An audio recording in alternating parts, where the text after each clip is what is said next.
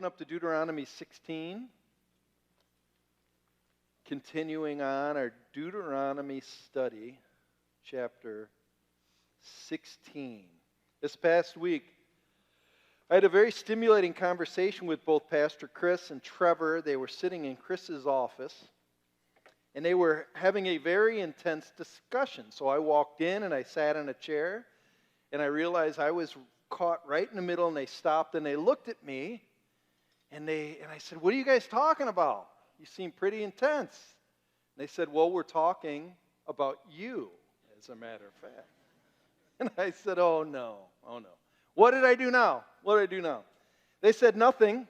We're just trying to figure your mind out. How do you think? Especially when it comes to planning Deuteronomy. What is the method for your madness in picking topics? We would like to know, and I'm sure the people in the congregation would like to know the method to your madness so we can have some good continuity between messages." And I paused, and I thought, and I said, "Honestly, sometimes I don't even know." I don't know, Derek, you understand that. And so I said Chris asked me, he goes, is there a theme? Let's start like this. Is there a theme you're trying to teach, a common thread, a principle you want us to follow in the book of Deuteronomy? And I said, not necessarily.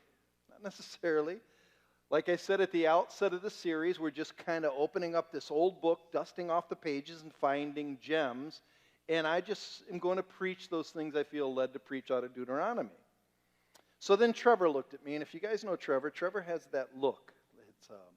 I call it the astronaut look. If you know Trevor, he looks like an astronaut. He's kind of goes like that, and he's figuring things out. He sometimes looks like he's really upset at you, but actually he's thinking. And then he said, Chris, here's how I'd like to phrase the question. Generally speaking, what do you want the takeaway to be after you preach a sermon to our congregation? Generally speaking, not just Deuteronomy, but every time you go up there, what do you hope happens with your sermon? And I said, I've always had a single philosophy.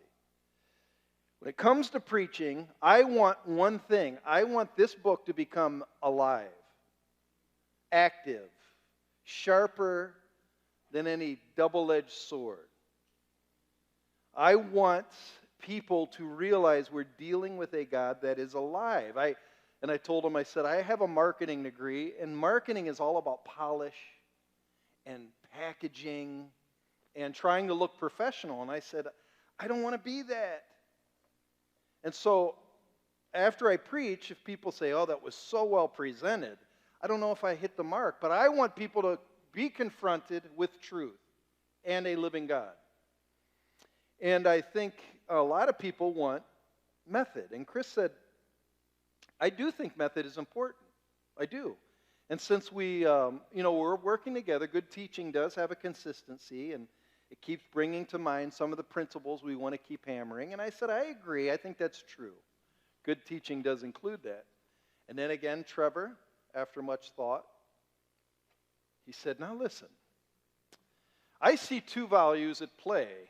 Trevor, he talks he's very specific. He said, Chris P. likes an overarching structure, detailed plan to follow. And Chris W. likes personal confrontation with the God who is alive. It is both method and madness, and good preaching requires both. And he's right. He's right. Method and madness. In fact, all of life is about method and madness. We need both. There is a need for structure, but there's also a need for the wildness of life to enter, that life that can't be harnessed, tamed, or even categorized. Real life is messy. And both of these elements are going to be clearly seen in Deuteronomy 16, 1-8. So if you can follow along, this is all about the Passover, and we're going to study both the method and madness of it, because there is a madness to it. So let's read in verse 1, chapter 16. Moses writes to the people of Israel, observe the month of Aviv and celebrate the Passover of the Lord your God, because in the month of Aviv he brought you out of Egypt by night. Sacrifice as the Passover to the Lord your God an animal from your flock or herd at the place the Lord will choose as a dwelling place for his name. Do not eat it with bread made with yeast, but for 7 days eat unleavened bread, the bread of affliction, because you left Egypt in a hurry or in haste, so that all the days of your life you may remember the time of your departure from Egypt. Let no yeast be found in your possession in all your land for 7 days. Do not let any of the meat you sacrifice on the evening of the first day remain until morning. You must not sacrifice the Passover in any town the Lord your God gives you, except in the place he will choose as a dwelling for his name. There you must sacrifice the Passover in the evening when the sun goes down on the anniversary of your departure from Egypt. Roast it and eat it in the place the Lord your God will choose. Then in the morning return to your tents. For 6 days eat unleavened bread, and on the seventh day hold an assembly to the Lord your God and do no work. So this is the method and the madness of Passover. But let me kind of define some terms. When I said method, I'm talking about implementing particular procedures that are consistent year after year after year for the purpose of accomplishing or approaching something important. And you establish it. It has sustainability for generations to generations. The purpose of using method is to help people remember. It helps large groups organize. So at the time of the Passover, sometimes they'd have 2 million people in the city. But more than anything, it's instituting traditions that help you remember what matters most so you don't forget. You don't want to forget. And so the Passover had method to it. The method is the idea of if you have a tree, you got branches, you got bark that doesn't change, but the purpose of the bark, the purpose of the branches is to protect the sap, the life that's inside, so life can grow. The problem sometimes with method is we can put a lot of emphasis that the structure is the most important thing. The structure just helps life thrive. But it's not the structure that's the thing. I used to grow up in a tradition when I'd do the rosary. And I'd do the Hail Mary and the Our Father. And I'd do the Hail Mary like this. Hail Mary, full of grace, the Lord is with thee. Blessed art thou among women. Blessed is the fruit of thy womb, Jesus. Holy Mary, Mother of God, pray for sinners now at the hour of our death. Amen. Next bead. Hail Mary, full of grace, the Lord is with thee. Blessed art thou among... It's just method. And we think sometimes if we're too caught up in the method, it becomes stiff and dead. But then you have madness. So when I mean madness, what I mean about madness is the wildness of life, the strange part of life, the confusing, the shocking. It's often not logical at all. This is the part of life that stops and makes you say, what just happened? Last week I just had 2 funerals. They had a dead person in a casket up here. That is not something that you yawn at. It's supposed to shock you and say, what is going on? It's sad when people come to a funeral and they leave the same person that when they came in. It doesn't make sense. Death is madness. And sometimes God lets madness seep in to catch you off guard, to shock you, and to disrupt the normal tedium or monotony of life. Without madness, life will become dull and mundane and robotic. But if you don't have any method to madness, it can become chaos. This past week, I took my wife to go driving around 7 Mile Division in Alpine to see where that tornado hit. And part of who I am, I'm kind of mad. I love tornadoes. I grew up in the Xenia tornado. All my cousins were there. So going to see damage is kind of shocking. It's kind of fun. to see how massive trees can be tossed through the wind like little Lincoln logs. It's overwhelming. And it's kind of thrilling. It's awe-inspiring. That's why so many people storm chase, because they get that thrill. And there is something in the blackness of the thunder cloud that's coming in, or the bolts of lightning that shocks you to your core, or just the beauty or the fantastic in the fury of the wind. I don't know what it is. You just stand amazed. But there also is another side. As we were driving through, you could hear the buzz of the chainsaws as they're cutting the trees down and stacking them finely in a row. Or you hear the hammer of the new tiles that are being put up on the roof. It's calming. It's peaceful. It brings order to the madness. You need both of them. Well, that's what happens in Deuteronomy 16. It's the Passover. And it starts with method. Look at verse 1. Verse 1 says, observe the month of Aviv. We now call it the month of Nisan. Specifically, Nisan, the 14th day, is when it is speculated that Israel walked through the Red Sea, also when Jesus died on the cross. It's just a coincidence, by the way. But observe the month of Aviv and celebrate the Passover of the Lord your God, because in the month of Aviv he brought you out of Egypt by night. So they were to every year celebrate the Passover in that same season of time, early spring, because that's when they escaped bondage, slavery in Egypt. And they did it year after year after year after year. They have been doing it now for 3,000 years.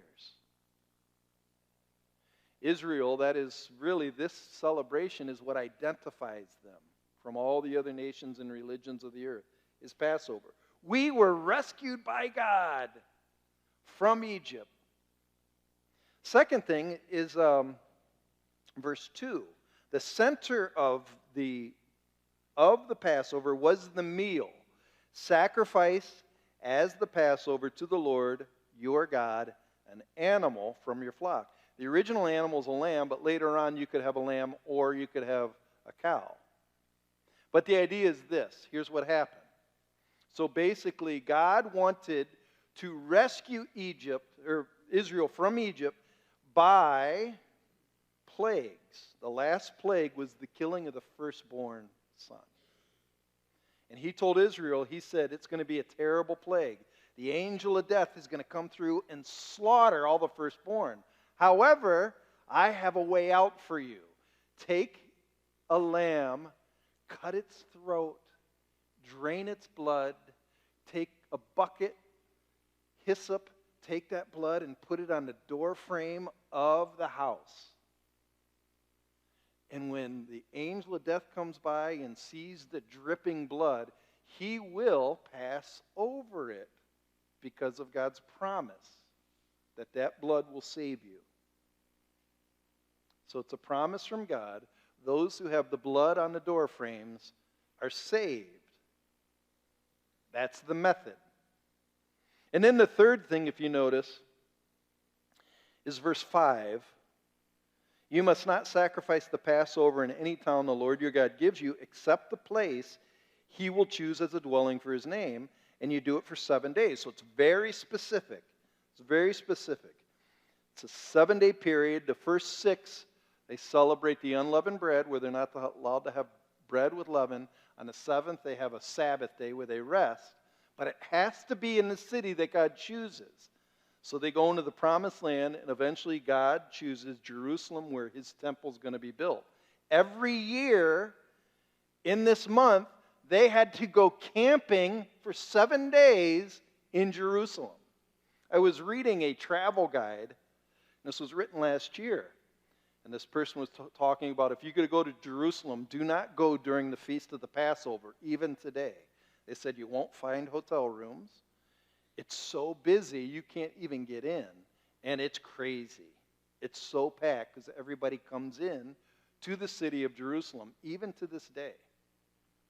There's a method.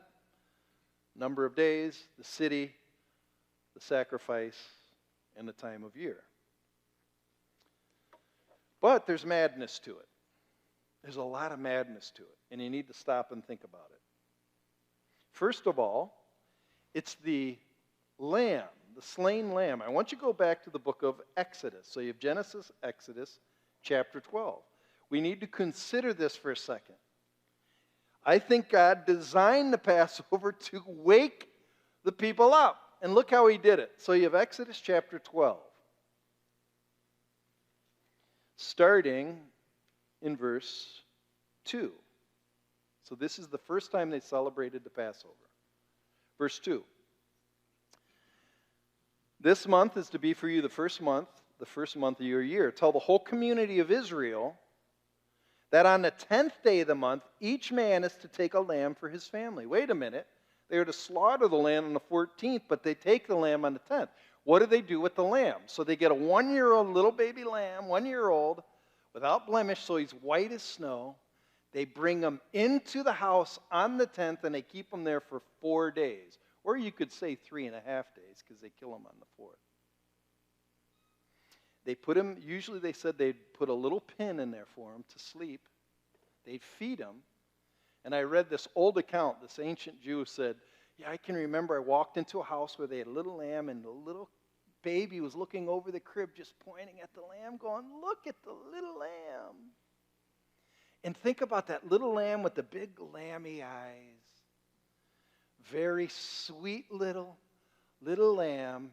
And then on the 4th day, Dad takes that lamb outside and slits its throat.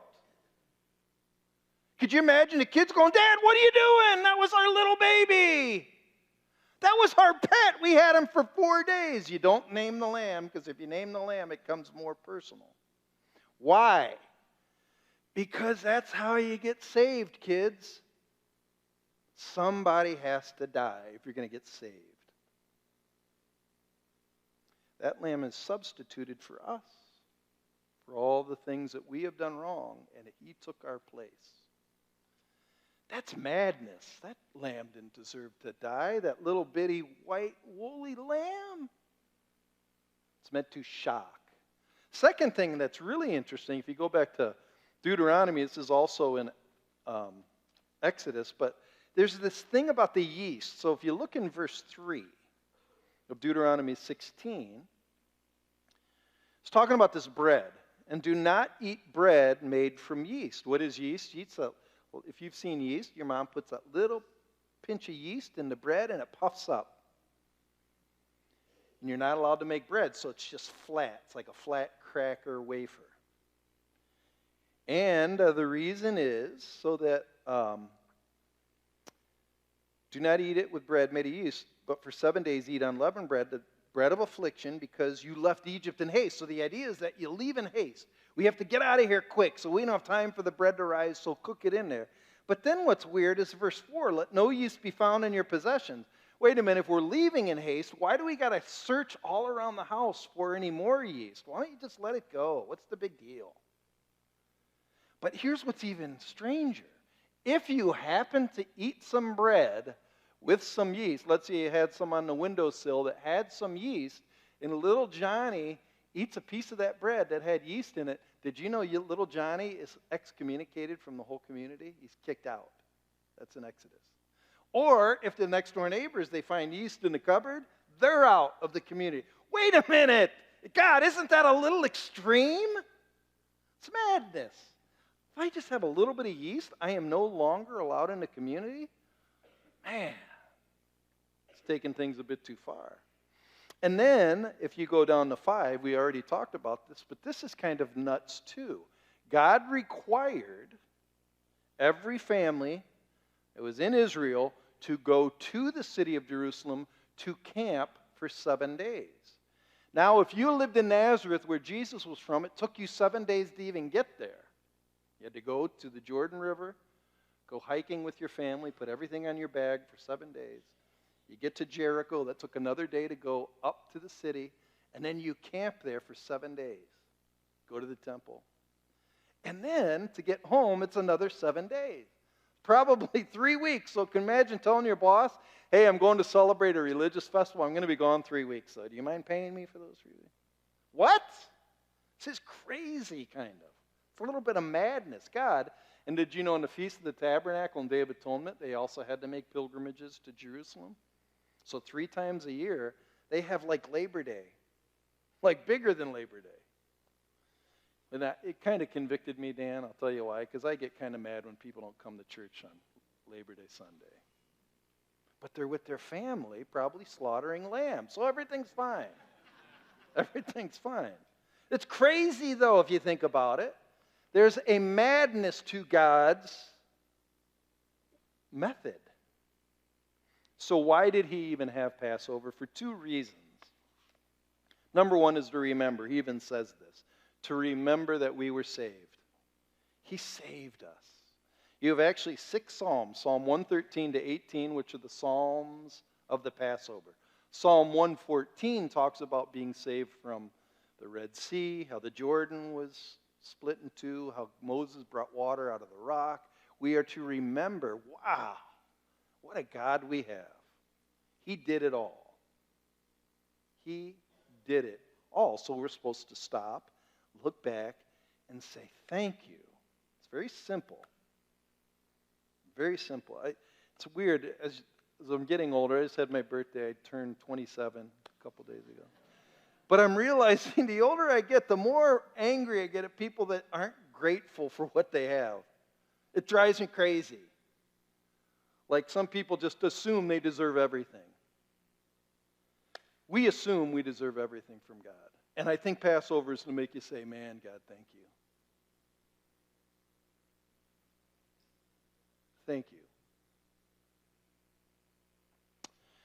Also has another reason. It's a deeper reason, and it is to look, not just to look past, to look forward to a greater salvation that God was illustrating in Passover, the reality of his Son dying on a bloody cross. That was the purpose. You could say it like this. The cross is fulfilled madness. It's fulfilled madness. A naked son dying on a tree is crazy. And it's for you. His son had his blood shed for you. How can this be the symbol of our faith? How could God even allow this? John says it's the madness of God on display. For God so loved the world. And did you know when you love never really makes sense? There's a madness to true love. Do you know what Paul says in 1 Corinthians? For the message of the cross is foolishness to those who are perishing. Madness. The cross was meant to make the arrogant and the pride scratch their head and says, this makes no sense. Because God doesn't want faith to be built on a man's pride, but on their humility. And Paul continues to write, but to us who are being saved, it's the power of God. On the cross was madness. And on the cross was Jesus fulfilled 3 things of the Passover. Number 1, he was the lamb without blemish, who was slaughtered, and his blood is put on the doorframes of our heart by faith. So when God sees that we believe, he passes over us. His wrath passes us by. He is the lamb. And did you know how they had that little lamb that dwelled in a house for 3 days? John says it like this. The Word became flesh and dwelt among us. He was here 3.5 years, and we got to see him firsthand, and there was nothing wrong with him. On the cross, Jesus wasn't just the Passover lamb, but he was the bread without yeast, the bread of life. See, here's the point of yeast. Yeast puffs up, makes proud. It's evil. It's pride. It really doesn't add much to the bread, just hot air, really. That's what pride does to us. Makes us puff up with hot air. And guess what? Jesus had no yeast. Peter says There was not one sin found on his mouth. Never once. And instead of puffing up, Philippians said he died the death of a servant and a slave, and he became the lowest. Instead of pride, he became dirt. That's what humility means, of the dirt. The greatest being went to the lowest place on earth. And this makes no sense to me. Makes no sense. It's madness. And then the third item of the Passover, it had to be celebrated in Jerusalem. Why Jerusalem? Because on the day Jesus was crucified, they were all there. The whole world has no excuse. They all crucified the Son of Man. When he first entered the city of Jerusalem, they said, "Oh, Hosanna! Blessed is the King." And 3 days later, they said, "Crucify him." Man, are we fickle. We're crazy. There's madness in us. There's madness in us. You could say, why did he have to die? Because of the greatest madness of all that lives in us, which is called sin. Why do people sin when that sin will destroy them? Because it's madness. Why do people sin when it alienates us from one another? Because it's madness. Why do people sin when every time I sin, in a couple, probably minutes, days in duration, I am filled with guilt and shame? Because sin, you guys, is madness. It's illogical. It's just wrong. Why do people sin when it hurts Jesus? Why do people sin when it destroys the perfect shalom, which is God has designed this world like a fine-tuned engine, and yet every time we sin, it's like throwing a wrench in it. Why do we do that? Because sin is madness. Blinds you. When you sin, you're not making sense. So God has spoken to your senselessness by senselessness, which is bloody, a bloody sun. It's meant to shock you. It's meant to make you go, what just happened? You could say it like this: it takes sinless madness to kill sin's madness. And so we are meant to stand shocked. God wants you to be outraged and appalled. It is not something you just yawn at. It's not like coming into a funeral and leaving the same way. In some sense, when we come to the Lord's table, we're coming to a funeral. It's a funeral. You can't be the same person coming in that you are leaving. And so what he's done is he's asked us to remember this madness by giving us a method. And that method is called the Lord's table. Jesus decreed it and he ordained it, and he wants us to do it regularly. We as a church have chosen to do it once a month, so it doesn't become a dead method. We could do it every week. Some people are like, why don't you do it every week, as some churches do? For the purpose that we still want the wildness of it to be caught and not just it become, yep, we're doing it again. So we do it once a month. But Jesus says to perform it. So I'm going to invite you to the table. We have at the table, we have bread, pieces of bread. And they're broken up. They're without leaven. And they're broken because they represent his body was broken for you. Madness. This is madness. A man died for you. And then we have the cup. We call this the shed blood. Some people say, well, it's spilled blood. Reason why we often don't use the word spilled, because it's the idea, it's not an accident. Spilled has, well, I didn't mean it. No, it's shed. It was voluntarily given to you by a good God. But it's blood nonetheless. It's madness. But when I receive it, this is a representation of, by faith, I have received his work on my behalf. Remember in the Old Testament when they would gather the blood of the lamb in a bucket? They had this thing called hyssop. It's a plant that's like sponge.